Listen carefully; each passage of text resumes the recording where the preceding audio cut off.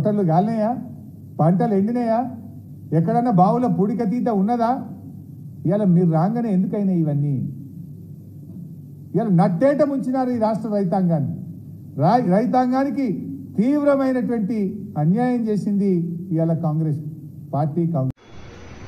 ఏమే హరీష్ రావు, నీ ప్రభుత్వం కోల్పోయిన వెంటనే మతిస్థిమితం పోయిన మాటలు మాట్లాడుతూ, కొవ్వెక్కిన మాటలు మాట్లాడుతూ కాంగ్రెస్ మీద బురద జల్లే ప్రయత్నం చేస్తున్నావు.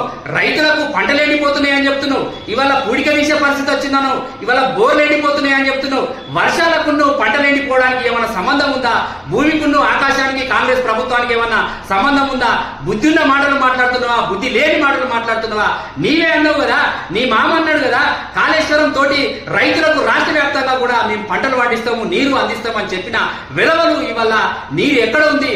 కాళేశ్వరంలో 1,00,000 కోట్ల రూపాయలు అవినీతి చేసింది. ఆ వాటర్ ఎక్కడున్నాయని ఈ సందర్భంగా అడుగుతున్నాం.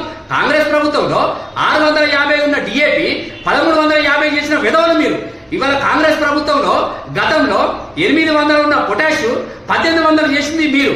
ఇవాళ కాంగ్రెస్ ప్రభుత్వంలో మీరు దాన్ని రైతులను మోసం చేసి కాంగ్రెస్ ప్రభుత్వం ఈ రోజు వచ్చిందంటే ఓర్వ లేకుండా మీరు మాట్లాడుతున్నది మీరు. బిడ్డ హరీష్ రావు, మీకు మొన్ననే తగిన బుద్ధి చెప్పారు. 3 నెలలు గడవలేదు, మళ్ళీ పార్లమెంట్ లో ఒక్క సీటు కూడా గెలవకుండా మళ్ళా బుద్ధి చెప్తారు. ప్రజలు, ఎస్సీ ఎస్టీ బీసీ మైనార్టీలు, రైతులు బుద్ధి చెప్పే పరిస్థితి మీకు ఉంటుందని ఈ సందర్భంగా హరీష్ రావును హెచ్చరిస్తున్నాం.